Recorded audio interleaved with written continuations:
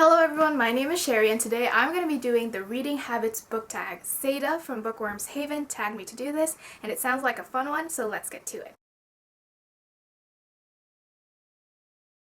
I would say I do. It's typically my room. Either I'm on my bed or by my desk.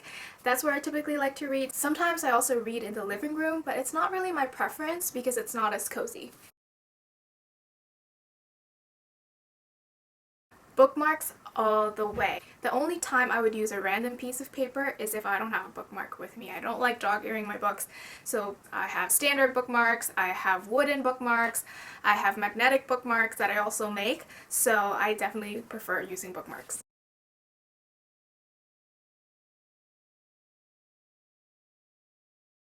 Most of the time I like stopping at the end of the chapter just because I feel like I don't have to come back to the middle of it and figure out, okay, what happened again last time I left? But I've also had times when I've been really tired and I just needed to go to bed and the chapter was not ending anytime soon. In those cases, I do stop, but I do prefer stopping after a chapter. Which is actually dangerous sometimes because you can get a chapter that ends in a cliffhanger and then the cycle begins. Am I right? Yeah.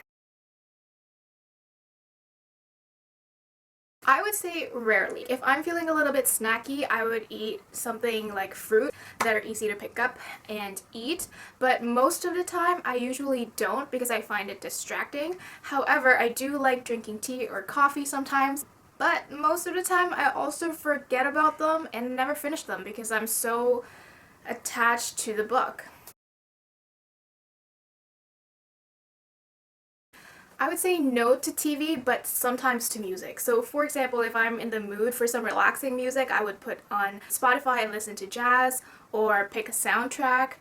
But yeah, it's mainly quiet or like white noise from outside or my family downstairs.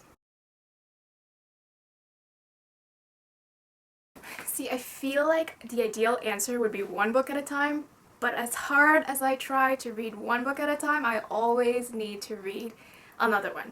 So I always say I have ADBD, which is attention deficit book disorder, wherein as much as I like the book I'm reading now, I kind of feel restless and need to start something else. I feel like I'm more productive that way, which I know kind of sounds silly because if you're reading too many books, doesn't that take you longer to finish one?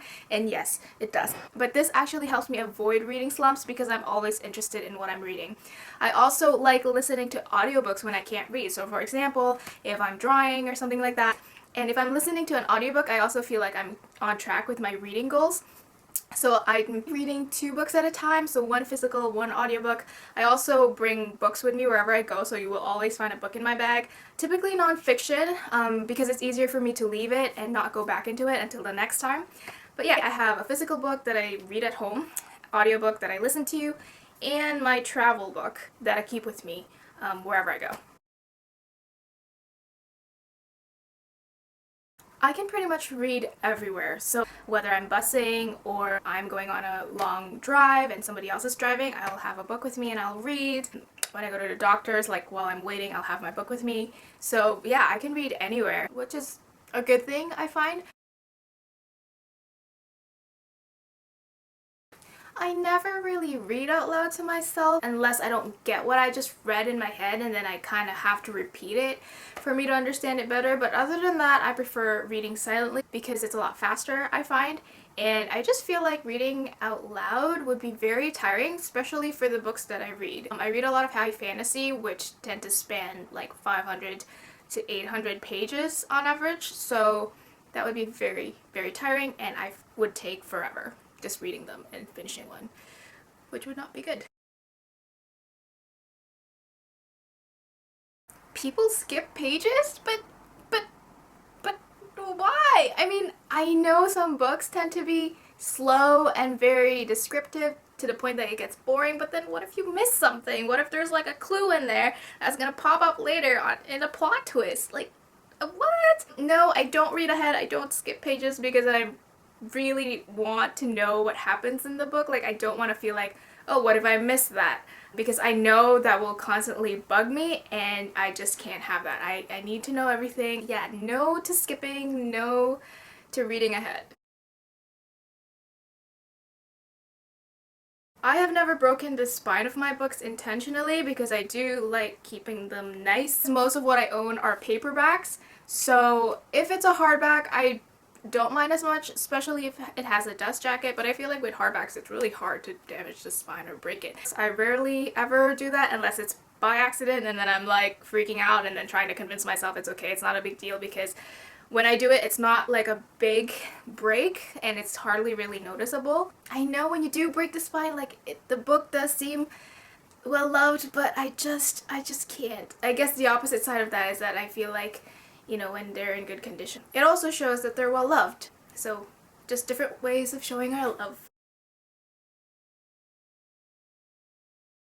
No, I never write in my books unless it's for school and I have to make notes, but even then I write them in pencil and then I erase them after. I would write on a post-it note and then stick it on my book. I hate my handwriting. I feel like, well, what would I really write? I mean, I feel like any thoughts I have about the book or that certain chapter is too long to write on the edges of it, so I just prefer writing it somewhere else. For this tag, I am tagging Tam from Babbling Books, Elliot from Elliot Brooks, and Jess from Between the Lines. I will also provide a link of the original creator of this tag, which is The Book Jazz, so if you would like to check those out, feel free to do so. Let me know what you thought of my reading habits, if we have some that we do similarly, or some that you do very differently. I would love to hear from you guys, but other than that, I will see you in my next video. Bye!